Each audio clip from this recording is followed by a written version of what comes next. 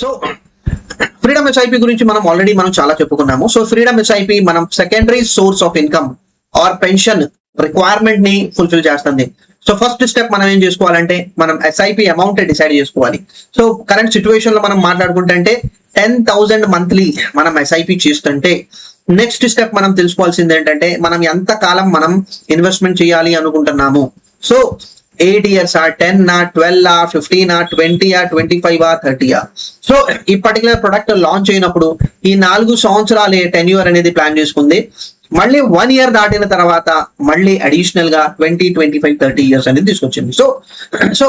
So మనం SIP start చేసినప్పుడు మనం ఆ స్కీమ్స్ అనేది కూడా మనం డిసైడ్ చేసుకుంటాము. సో సోర్స్ స్కీమ్స్ ఏంటి, టార్గెట్ స్కీమ్స్ ఏంటి. సో సోర్స్ స్కీమ్ లో మనం ఎస్ఐపి కంటిన్యూ చేస్తాము.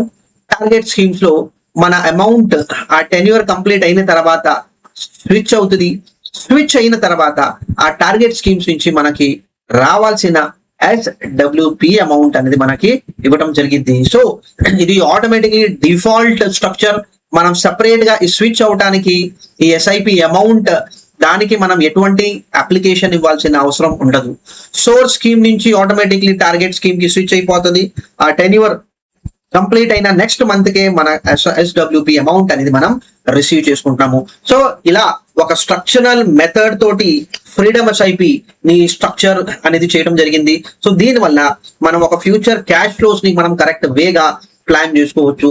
ఫ్రెండ్స్, మ్యూచువల్ ఫండ్ గురించి మనం మాట్లాడుకుంటే మ్యూచువల్ ఫండ్ ఎటువంటి గ్యారంటీడ్ అనేది మనం ఎవరు ఒక స్ట్రక్చరల్ వేగా మ్యూచువల్ ఫండ్ లో మీరు ఇన్వెస్ట్మెంట్ చేసుకుంటే దాని అనుకూలంగా మీకు ఒక మంచి బెనిఫిట్ అనేది మీకు SWP కింద మీరు రిసీవ్ చేసుకోవచ్చు అనేది ఈ స్ట్రక్చర్ మనకి ఒక గైడ్ లైన్స్ అనేది మనకి